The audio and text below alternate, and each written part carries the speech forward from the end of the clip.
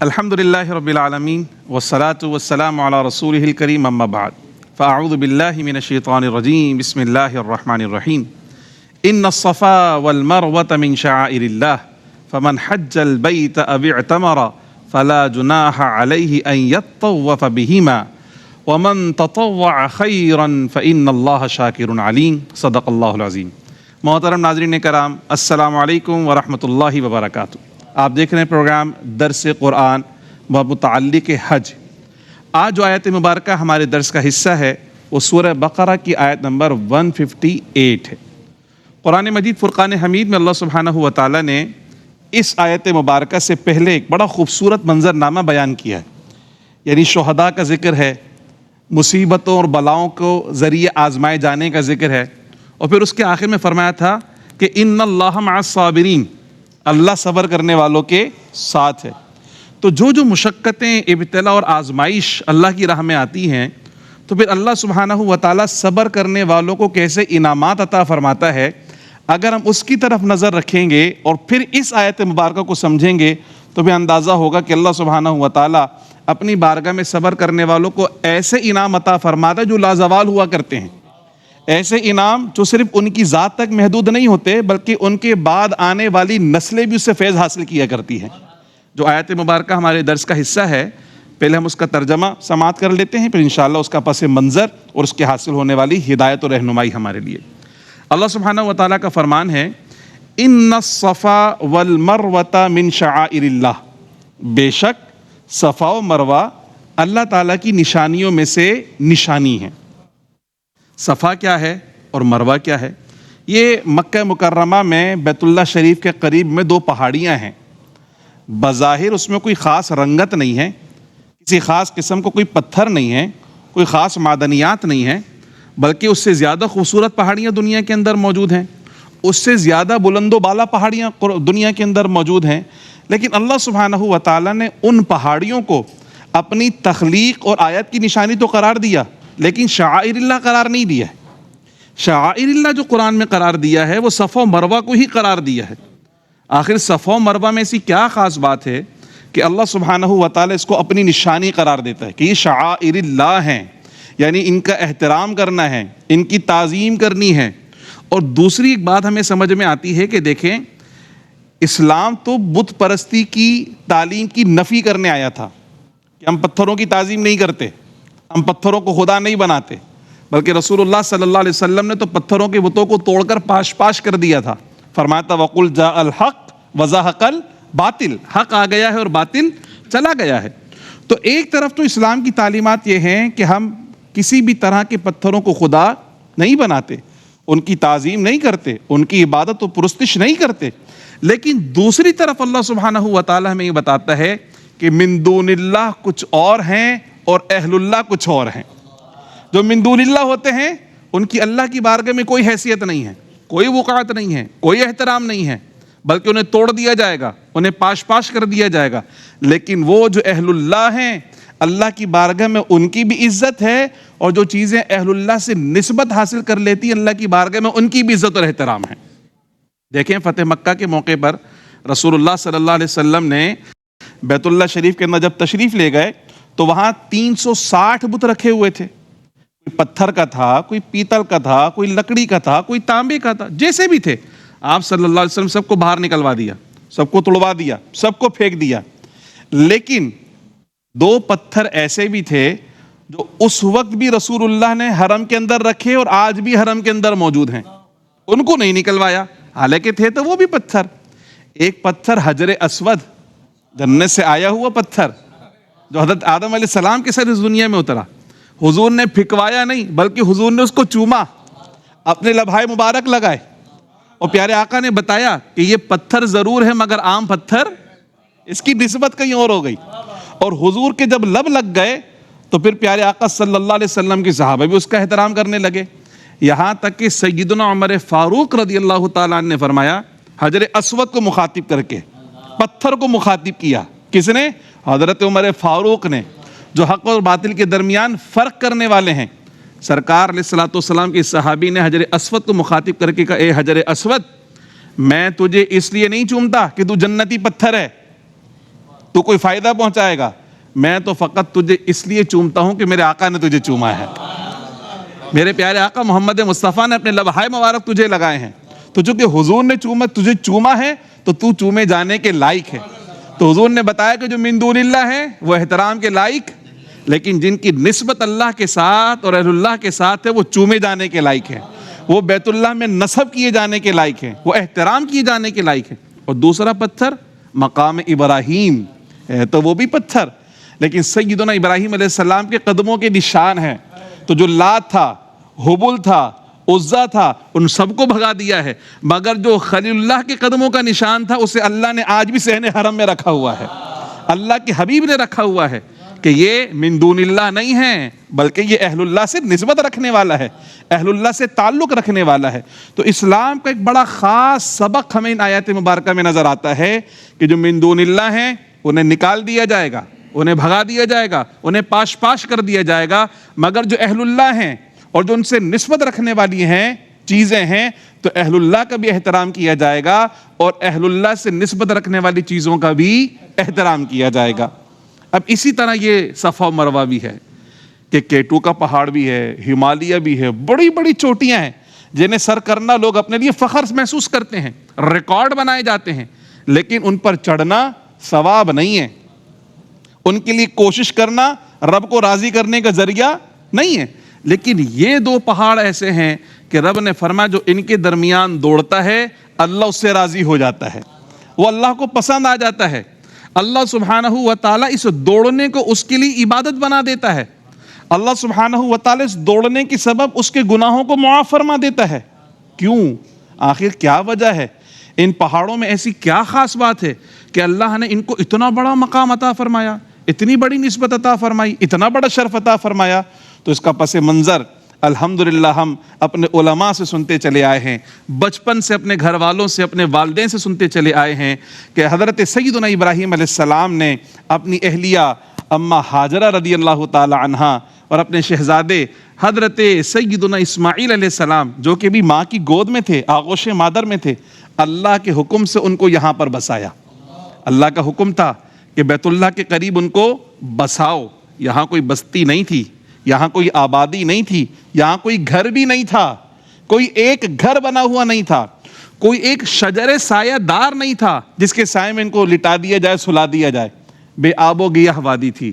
خود قرآن مجید فرقان حمید میں اللہ نے اپنے خلیل کے ان کلمات کو بیان فرمایا کہ ربنا انی اسکنت من ذریتی بواد غیر ذی زرع عند بیتک المحرم۔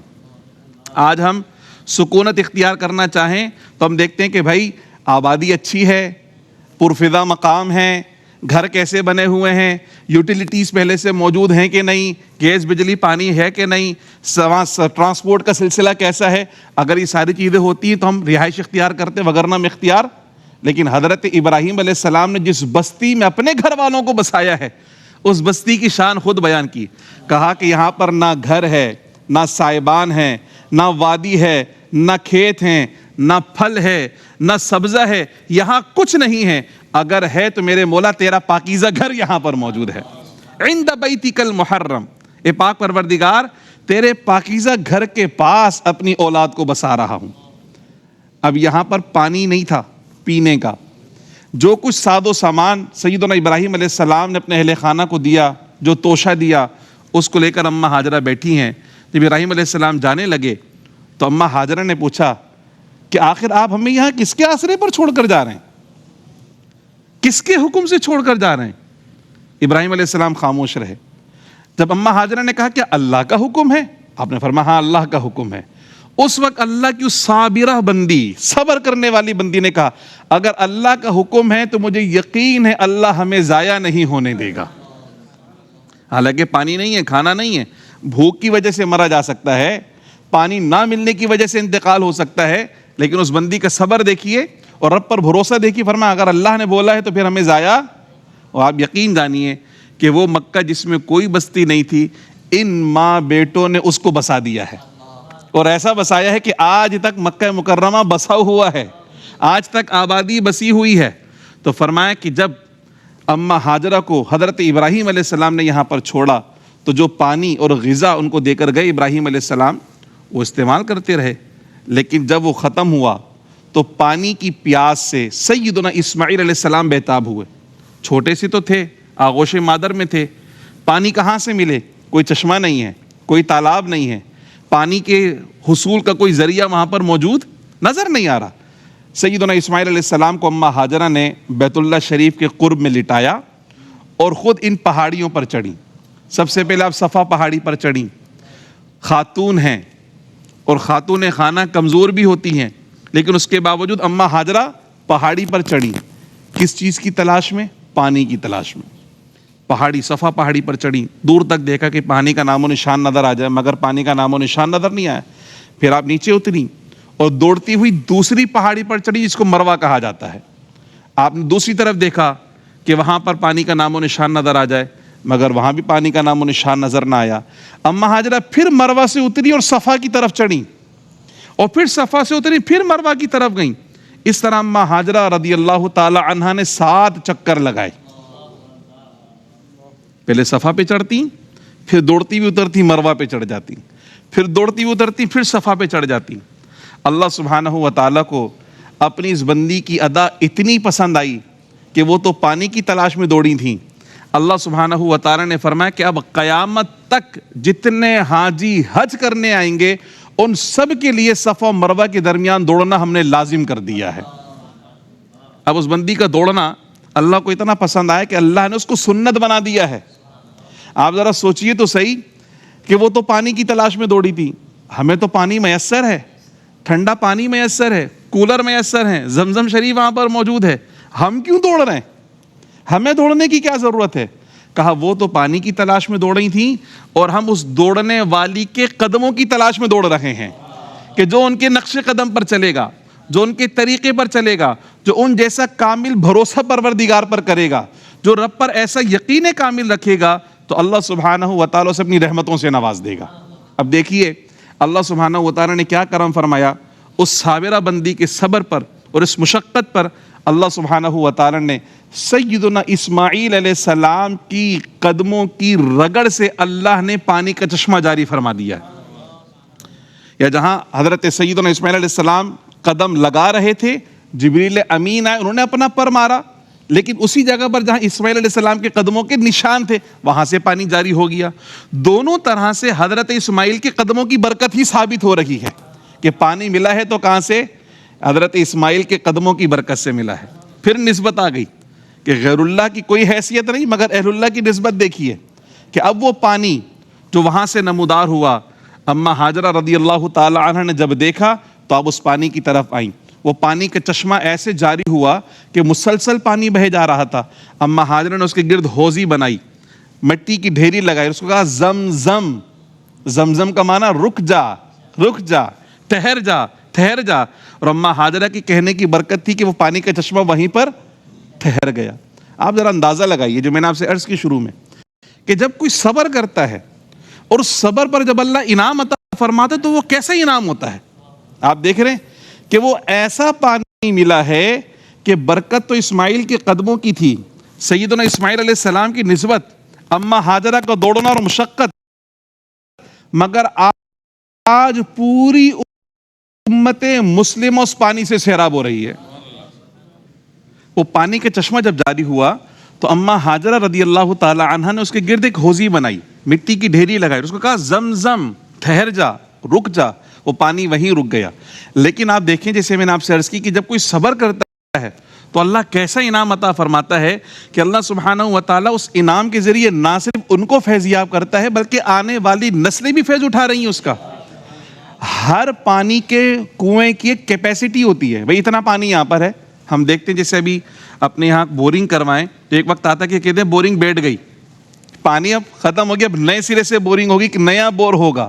مگر زمزم ایک ایسا کنواں ہے کہ جب سے جاری ہوا ہے آج تک لوگوں کو فیضیاب کر رہا ہے۔ روزانہ لاکھوں لیٹر پانی نکلتا ہے، لوگ پیتے ہیں، بوتلیں بھری جاتی ہیں، وہاں رہ کر پیتے ہیں، اپنے گھروں پر لے جاتے ہیں، لیکن کبھی ختم ہونے کا نام، کبھی ہم نے نہیں سنا کہ زمزم کی قلت ہو گئی ہے، اب میسر نہیں آئے گا۔ الحمدللہ، کیوں؟ اللہ والوں کی نسبت، اللہ کی بندی کے صبر کا ثمرہ اور صلہ ہے کہ اللہ سبحانہ و تعالی نے ان کو بھی عطا فرمایا اور ان کی برکت سے ہم کو بھی عطا فرمایا۔ تو یہ صفا و مروہ کے درمیان جو دوڑنا ہے، اللہ پاک نے فرمایا کہ اب چونکہ اللہ کی محبوب بندی کے قدموں کے نشان لگ گئے، اب یہ عام پہاڑی نہیں رہے، یہ اللہ کی محبوب بندی ہے، تو یہ پہاڑ بھی اللہ کے محبوب ہو گئے۔ ان کے قدموں کی برکت سے اللہ نے ان پہاڑوں کو پسند فرما لیا ہے اور ان کو اپنی نشانی بنا لیا ہے۔ ناظرین کرام، مختصر سے وقفے کا وقت ہوا چاہتا ہے، انشاءاللہ ملتے ہیں وقفے کے بعد۔ فمن حج البیت او اعتمر فلا جناح علیہ ان یطوف بہما، تو جس نے بیت اللہ کا حج کیا یا عمرہ کیا، اس پر ان دونوں کا طواف یعنی سعی کرنے میں کوئی گناہ نہیں۔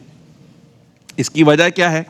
جس طرح مشرکین مکہ نے بیت اللہ کے اندر بت رکھے ہوئے تھے نا، اسی طرح ان دونوں پہاڑیوں پر بھی بت رکھے ہوئے تھے۔ ایک پہاڑی پر بت تھا، اس کا نام تھا اصاف، دوسری پہاڑی پر بت تھا، اس کا نام تھا نائلہ۔ تو یہ مشرکین جب طواف کیا کرتے تھے بیت اللہ کا اور اس کے بعد جب سعی کیا کرتے تھے، تو ان کی عادت یہ تھی کہ یہ صفا پہاڑی پر چڑھتے تو اس بت کو ہاتھ لگاتے تبرک کے طور پر، مروہ پہ چڑھتے تو وہاں والے بت کو ہاتھ لگاتے۔ تو یہ مشرکین کا طریقہ رہا۔ اب جب مسلمان ہوئے اور مسلمانوں نے جب بیت اللہ کا حج کیا اور طواف کیا، تو ان کو پتہ تھا کہ یہ تو مشرکین مکہ کا طریقہ رہا، اس لیے انہوں نے سعی کرنے میں کراہت محسوس کی کہ کہیں ایسا نہ ہو کہ ہمارا طرز عمل بھی مشرکین سے ملتا جلتا ہو جائے۔ لیکن اللہ سبحانہ و تعالی نے مومنین کو بتایا کہ اگر مشرکین نے بیت اللہ میں بت رکھے ہوئے بھی تھے، تب بھی تم جب طواف کرتے تھے بیت اللہ کا، تو تم بیت اللہ کا طواف کرتے تھے، بتوں کا طواف نہیں کرتے تھے۔ بتوں کو ہم نے نکلوا دیا ہے، بیت اللہ پاک اور صاف ہو گیا ہے۔ تو جس طرح بیت اللہ کا طواف کرنے میں کوئی مذائقہ نہیں ہے، اسی طرح صفا و مروہ کی سعی کرنے میں بھی کوئی مذائقہ۔ دوسرا یہ کہ اگر مشرکین مکہ نے کوئی غلط رسم اختیار کی بھی تھی، تو اس غلط رسم کو ختم کیا جائے گا، نہ کہ شرعی کام کو ختم کیا جائے گا۔ یہ ایک بڑا اصول مل گیا ہمارے کو کہ اگر دین کے کسی عمل میں لوگوں نے خرافات شامل کر لی ہوں، غلط عادات شامل کر لی ہوں، تو دین کے اس عمل کو ختم نہیں کیا جائے گا، بلکہ ان خرافات کو ختم کیا جائے گا، ان بدعات کو ختم کیا جائے گا، اس غلط روش کو ختم کیا جائے گا۔ اور لوگوں نے کیا طرز عمل اختیار کیا؟ اس نیک کام کو چھوڑ دو۔ مزارات پر اگر لوگ غلط حرکت کرتے تو مزارات پہ جانا ہی چھوڑ دو، نہیں، اگر غلط رسومات ہوتی تو غلط رسموں کو بند کرو، مزار پہ حاضری دینا اسی طریقے سے جائز اور افضل رہے گا۔ تو یہ ہمیں یہاں طریقہ ملا کہ وہ کیا کرتے تھے، وہ بتوں کو تبرک کے طور پر ہاتھ لگایا کرتے تھے۔ مسلمانوں نے اس کو ناپسند کیا تو اللہ نے فرمایا کہ نہیں، وہ بتوں کی تعظیم کیا کرتے تھے، تم بتوں کی تعظیم نہیں کرتے، تم تو صفا و مروہ کی تعظیم کرتے ہو۔ تو رسول اللہ ان بتوں کو ہٹا دیا اور مسلمانوں کو کہا کہ آج بھی اماں ہاجرہ رضی اللہ تعالی عنہ کے نقش قدم پر تم نے صفا و مروہ کے درمیان دوڑ لگانی ہے، اس بندی کی یاد کو تازہ کرنا ہے کہ کیسے وہ اللہ سبحانہ و تعالیٰ کی بندی یہاں پر اللہ پر بھروسہ کرتے ہوئے دوڑی تھی۔ اچھا، ہمارے لیے تو یہ ڈبل سنت ہو گئی، ایک تو اماں ہاجرہ کی سنت ہو گئی، دوسرا ہمارے پیارے آقا حضرت محمد مصطفیٰ صلی اللہ علیہ وسلم کی سنت ہو گئی کہ ہمارے پیارے آقا نے بھی صفا و مروہ کے درمیان سعی کی ہے۔ تو آج جب غلامان رسول صلی اللہ علیہ وسلم صفا و مروہ کے درمیان دوڑتے ہیں تو یہ گمان کرتے ہیں، یہ خیال کرتے ہیں اور اپنے دل سے یہ کہتے ہیں کہ سبحان اللہ، اللہ نے ہمیں اس مقام پر پہنچا ہے جہاں قدم مصطفیٰ لگا کرتے تھے، جہاں سیدنا صدیق اکبر حضور کی رفاقت میں سعی کیا کرتے تھے، جہاں مولا عمر فاروق نے سعی کی ہے، جہاں سیدنا علی نے سعی کی ہے، جہاں سیدنا عثمان غنی نے سعی کی ہے، جہاں اللہ کے محبوب بندے دوڑے ہیں، اللہ نے ہم گناہ گاروں کو یہاں پر پہنچایا ہے۔ ہم اس قابل تو نہ تھے یہاں پر لائے جاتے، اللہ کا فضل ہے، لیکن جب محبوبوں کی قدموں کی جگہ پر پہنچا دیا، اس کا مطلب یہ ہے کہ ہمیں یہ کہا جا رہا ہے کہ دیکھو ان محبوبوں کے نقش قدم پر چلو گے تو تم بھی اللہ کے محبوب بن جاؤ گے۔ اب حج پورا کا پورا اگر ہم دیکھیں تو وہ اللہ سبحانہ و تعالیٰ کے محبوب بندوں کی نسبتوں اور اداؤں کی یاد کو تازہ کرنا ہی ہے پورا حج۔ یعنی بیت اللہ کا طواف وہ ہمیں حضرت ابراہیم علیہ السلام کی یاد دلاتا ہے۔ جب آپ بیت اللہ کا طواف کرتے ہیں تو آپ کو یاد آتا ہے کہ ابراہیم علیہ السلام نے کیسے خانہ کعبہ تعمیر کیا تھا، یاد آتا ہے کہ نہیں آتا؟ اسماعیل علیہ السلام نے کس طرح ان کا ہاتھ بٹایا۔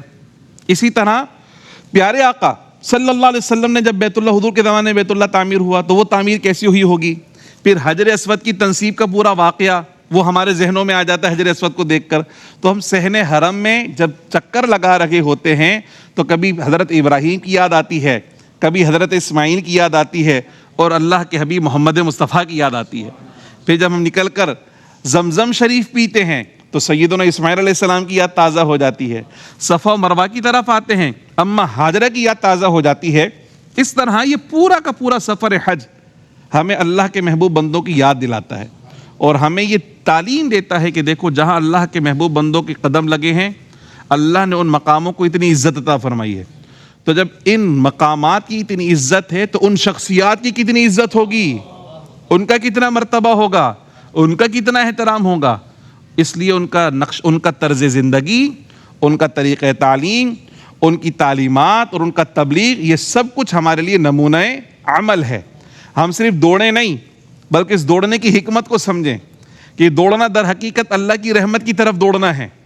یہ دوڑنا در حقیقت اللہ کی طرف, اللہ کی مغفرت کی طرف دوڑنا ہے. یہ دوڑنا در حقیقت رسول اللہ کی سنت کی طرف دوڑنا ہے. یہ دوڑنا در حقیقت اسلام کی تعلیمات پر عمل کرنے کے لیے دوڑنا ہے. یہ دوڑنا در حقیقت جنت کی طرف دوڑنا ہے, اور یہ دوڑنا در حقیقت جہنم سے دوری کی طرف دوڑنا ہے. یہ دوڑنا, یہ چکر لگانا, اللہ سبحانہ و تعالیٰ کے محبوب بندوں کے نقش قدم پر چلنا, یہ ہمیں اللہ کا محبوب بھی بنائے گا اور اللہ کے قریب بھی کرے گا. آخر میں فرمایا وَمَن تَطَوَّعَ خَيْرًا فَإِنَّ اللَّهَ شَاكِرٌ عَلِيمٌ. فرمایا بے شک جس نے خوشی سے کوئی نفلی نیکی کی تو بے شک اللہ جزا دینے والا اور خوب جاننے والا ہے. یعنی ایک طرف تو یہ سعی کرنا فرض ہو گیا حاجی کے لیے, جب طواف زیارت کیا جاتا ہے جو حج کا رکن ہے. دوسرا, حج کے دو فرض ہیں, ایک فرض ہے وقوف عرفات, میدان عرفات میں قیام کرنا, اور دوسرا فرض ہے طواف زیارت جو حج کے تیسرے دن یعنی 10 تاریخ کو رمی کرنے کے بعد اور قربانی کرنے کے بعد اور حلق کرنے کے بعد حاجی جو ہے وہ بیت اللہ شریف کے طواف کے لیے جاتا ہے. اس کو طواف زیارت کہا جاتا ہے. تو اس طواف کے اندر سعی لازم ہے, وگرنہ نفلی طواف کیا جائے تو سعی نہیں ہوتی. لیکن یہ وہ طواف ہے جس کے اندر سعی لازم ہے. تو ایک تو فرمایا, یعنی اس طرف اشارہ ہے کہ ایک تو وہ عبادت جو ہم نے لازم کی ہے, لیکن تمہارے دل میں رب کی محبت ایسی ہونی چاہیے کہ لازم عبادت کے ساتھ ساتھ کبھی اضافی عبادت بھی کر لیا کرو. لازم عبادت کے ساتھ ساتھ کبھی اضافی عبادت بھی کر لیا کرو. اور رسول اللہ کا طریق دیکھیں, ہم پر 5 نمازیں فرض ہیں, رسول اللہ صلی اللہ علیہ وسلم پہ 6 نمازیں فرض تھیں. فجر, ظہر, عصر, مغرب, عشاء کے ساتھ ساتھ تہجد کی نماز رسول اللہ پہ فرض تھی, ہمارے لیے نفل ہے.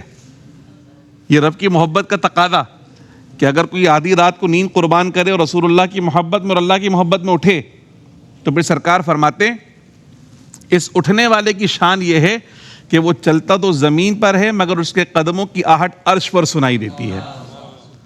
سرکار فرماتے ہیں کہ جب وہ اٹھتا ہے تو پھر رب خود ندا کرتا ہے اس کے لیے, فرشتے نہیں, پروردگار خود ندا کرتا ہے کہ ہے کوئی مانگنے والا اس کو عطا کر دوں, ہے کوئی رزق مانگنے والا رزق کی فراخی عطا کر دوں, ہے کوئی گناہوں کی مغفرت مانگنے والا گناہوں سے بخشش و مغفرت کے پروانے عطا کر دوں, ہے کوئی جنت کا طلبگار اس کو جنت کی نعمتیں عطا کر دوں. تو سرکار فرماتے ہیں کہ رب خود پکارتا ہے, اور یہ واحد ہوتا ہے جو لبیک لبیک کہہ رہا ہوتا ہے.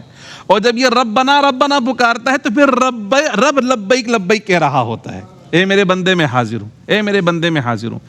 اسی طرح حضور جان دو عالم صلی اللہ علیہ وسلم نے نوافل کا ثواب اتنا زیادہ ارشاد فرمایا ہے کہ بندہ سوچتا ہے کہ فرض سے زیادہ ثواب تو نفل کا ہو گیا. آخر کیوں نہ ہو کہ فرض تو ہماری ڈیوٹی ہے, لازم ہے, ہمیں کرنا ہی ہے. نفل ہم کیوں کرتے ہیں؟ وہ تو لازم نہیں ہے, نفل ہم کرتے ہی رب کی محبت میں ہے. تو جو کام خالصتاً رب کی محبت میں اس کی جزا بھی زیادہ عطا کی جائے گی.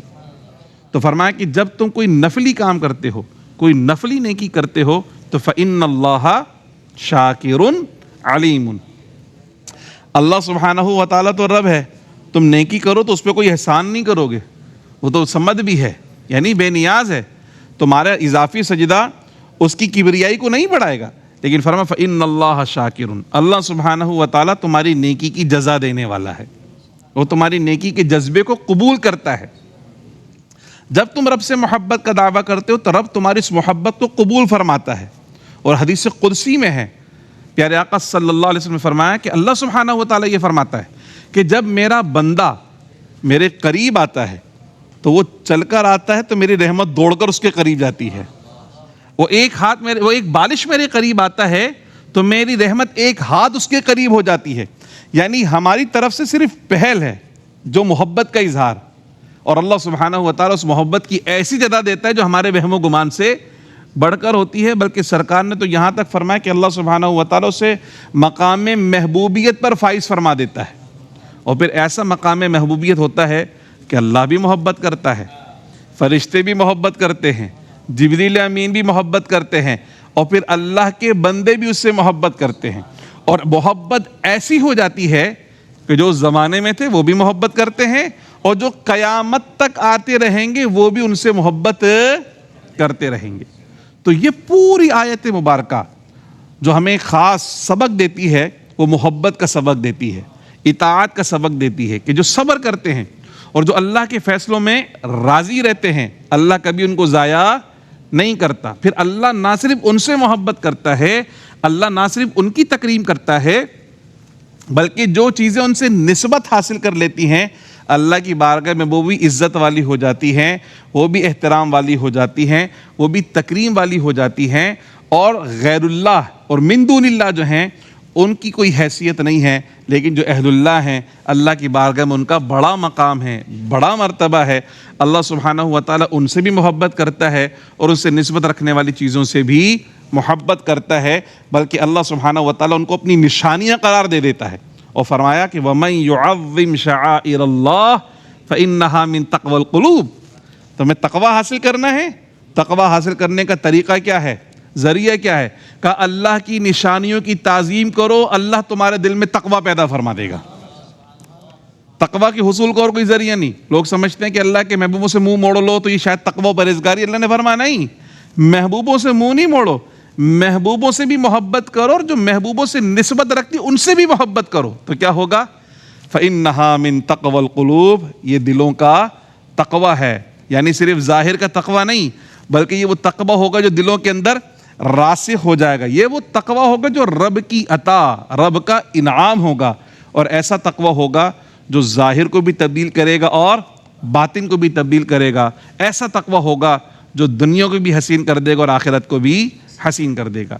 یہ وہ آیات بینات ہیں ناظرین جو ہمیں اللہ سبحانہ و تعالیٰ کے محبوبوں کی عظمت کا اظہار کرتی ہیں کہ جب ہم بیت اللہ شریف جاتے ہیں تو کس طرح بیت اللہ کا طواف کرتے ہیں، کس طرح صفا و مروہ کی سعی کرتے ہیں. تو یہ صفا و مروہ کی سعی کرنا بظاہر ایک معمولی سا عمل لگتا ہے، لیکن آپ دیکھیے کہ کتنی عظیم تاریخ ہے اس عمل کی. آپ دیکھیے کہ کتنا عظیم کام ہے اللہ سبحانہ و تعالیٰ کے محبوب بندوں کی اس نقش قدم پر چلنا کہ اللہ سبحانہ و تعالیٰ فرماتا ہے کہ ہم نے اس کو واجب اور لازم کر دیا ہے. اللہ کریم ہم سب کو اپنے پیارے محبوب بندوں کے نقش قدم پر چلنے کی توفیق عطا فرمائے کہ جس طرح ہم ان پہاڑوں کے درمیان دوڑتے ہیں اللہ اسی طرح شریعت پہ دوڑنے کی ہمیں توفیق عطا فرمائے، رسول اللہ کی سنت کے رستے پر ہمیں دوڑنے کی توفیق عطا فرمائے. اسی کے ساتھ ہم اپنی گفتگو کو ختم کریں گے. ہمارے ساتھ ہمارے محترم دوست آج اسٹوڈیو کے اندر موجود ہیں. آیت مبارکہ سے متعلق یقیناً ان کے ذہنوں میں کچھ سوالات ہوں گے، ان سوالات کو شامل کرتے ہیں. السلام علیکم حضرت. میرا آپ سے سوال یہ ہے کہ صفا اور مروہ جو ہے، میں الحمدللہ بھی صفا اور مروہ ماشاءاللہ مدینہ پاک کی حاضری کر کر آیا ہوں. ایک گرین لائٹ ہے جو وہاں پر جب وہ گرین لائٹ آتی ہے تو وہاں سے بھاگنا پڑتا ہے، اور ابھی آپ نے سوال فرمایا کہ جواب اس کے اندر کہ وہ وہاں پر بی بی حاجرہ جو ہے وہ بھاگیں ادھر سائڈ سے صفا سے مروہ. تو یہ جو گرین لائٹ جو ہے حضرت، اس کا مجھے تھوڑا سا یہ سمجھائیے گا حضرت. ماشاءاللہ بہت عمدہ سوال آپ نے کیا ہے. اور میں پھر کہوں گا کہ نسبت دیکھیں، جہاں ماں حاجرہ چلی وہاں چلنا ہے، جہاں وہ دوڑی وہاں دوڑنا ہے. اصل میں یہ صفا اور مروہ آپ سمجھیں دو پہاڑیاں، صفا اور مروہ. تو آپ جب بلندی پر چڑھیں تو بلندی سے جب اتر رہی تھی تو ایک ڈھلان ہے، تو ڈھلان پہ آٹومیٹیکلی بندہ تھوڑا سا تیز قدم چلنا شروع ہو جاتا ہے. پھر جب چڑھائی ہے تو وہ چڑھائی چڑھنے کے لیے وہ اترنا ان کو سپورٹ کرتا ہے، تو دوڑتی بھی اترتی تھی تاکہ چڑھائی چڑھنا آسان ہو جائے. ابھی ہمارے زمانے میں تو چونکہ وہ پلین ہوئے اس لیے ہمیں اس کا احساس اور اندازہ، اس زمانے میں ایسا نہیں تھا.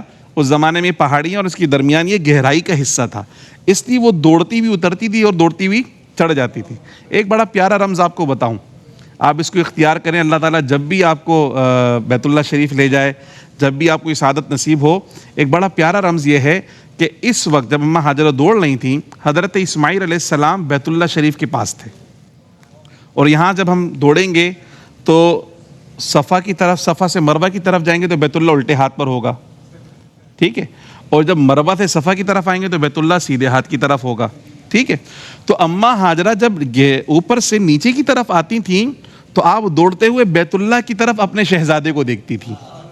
اوپر جب جاتی تو نگاہوں سے اوجھل ہو جاتے تھے, تو یہاں دوڑتے ہوئے جیسی نہیں جاتی فوراً اپنے شہزادے کو دیکھتے ہوئے اوپر چڑھ جاتی تھی. وہاں سے اترتی تو یوں اپنے شہزادے کو دیکھتے ہوئے اوپر چڑھ جاتی تھی, چونکہ اور کوئی تھا ہی نہیں, اکیلے وہ تھے. شہزادے وہاں لیٹے ہوئے تھے آرام فرماتے, یہاں والدہ ماجدہ پانی کی تلاش میں دوڑ رہی تھیں. تو یہ رمز ہے, یہ جو گرین لائٹ ہے, یہ اس علامت کی نشانی ہے کہ یہاں اماں ہاجرہ رضی اللہ تعالی عنہا اس مقام پر دوڑی تھیں. پیارے آقا بھی دوڑے تھے, اس ان کی نسبت اور ان کی کیفیت میں ہم سب دوڑتے ہیں.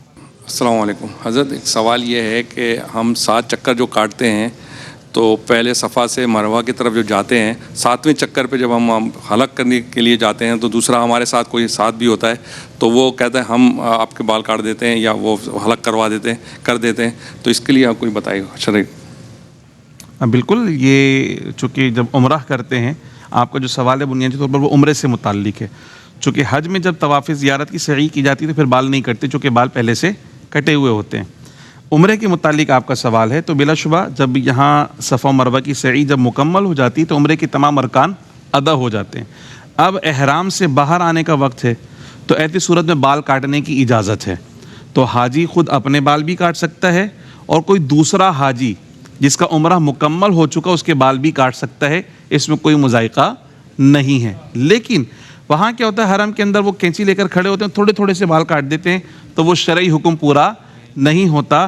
شرعی حکم یہ یا تو حلق کروایا جائے, مکمل بالکل گنجا ہو جائے, یا قصر یعنی کم سے کم چوتھائی سر کے بال جو ہے وہ کٹوائے جائیں. یعنی اتنے بال کٹوائے جائیں, ان کو جمع کیا جائے تو کم سے کم چوتھائی سر کے بال آپ کے کٹ جائیں. اتنے بال کٹوانا ضروری ہے. چھوٹے سے بال کترنا, چھوٹی سی کینچی چلانے سے وہ حکم پورا نہیں ہوگا. السلام علیکم مفتی صاحب. میرا سوال یہ ہے کہ جس طرح آپ نے فرمایا صفا و مروہ 2 پہاڑیاں ہیں اور اس کے چکر کاٹنا ایک بہت مشقت محنت طلب کام ہے, اگر کوئی شخص کسی بیماری کے باعث حج کا یہ رکن ادا نہ کر سکے تو اس کے لیے کیا حکم ہوگا؟ بہت اچھا سوال آپ نے کیا, اور یہ ایک ایسا رکن ہے جو ہر حال میں کرنا ہے, ٹھیک ہے. اچھا, طواف زیارت کے اندر چونکہ میں نے کہا کہ سعی کرنا ضروری ہے طواف کے ساتھ ساتھ, تو طواف زیارت کو جو وقت ہے وہ 10 تاریخ سے لے کر 12 تاریخ تک ہے. یعنی 10 تاریخ کو بھی کر سکتے ہیں, 11 کو بھی کر سکتے ہیں, اور 12 تاریخ کو مغرب سے پہلے پہلے کرنا چاہیے. مغرب سے پہلے پہلے طواف ہو جانا چاہیے. سعی بھلے مغرب کے بعد ہو, لیکن طواف کم سے کم مغرب سے پہلے پہلے ہو جائے. اگر بہت زیادہ بیماری ہے, خود نہیں کر سکتے, تب تو ویل چیئر کی سہولت موجود ہے.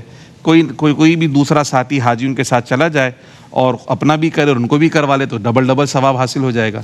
تو کسی بھی صورت میں معاف نہیں ہے, اس کو ہر حال میں کرنا ہوگا. ناظرین کرام, یہ تھا آج کا درس قرآن سورہ بقرہ کی آیت نمبر 158 کے تناظر میں. امید ہے آپ نے اس کا پس منظر بھی سنا, اس کی حکمت اور تعلیمات کو بھی جانا. اللہ کریم کی بارگاہ میں دعا کرتے ہیں کہ اللہ تعالی ہم سب کو سفر حرمین شریف نصیب کرے, اور ہمارے وہ مسلمان بھائی اور بہنیں جو اس وقت بیت اللہ شریف کی زیارت کے لیے وہاں پر موجود ہیں, حج کی سعادت کے لیے موجود ہیں, اللہ ان کا سفر کو قبول فرمائے اور ان کی عبادت کو آسان فرمائے, اور ان کے صدقے میں اللہ سبحانہ و تعالی ہمیں بھی مقبول حج عطا فرمائے. آمین. وما علیہ الا البلاغ المبین.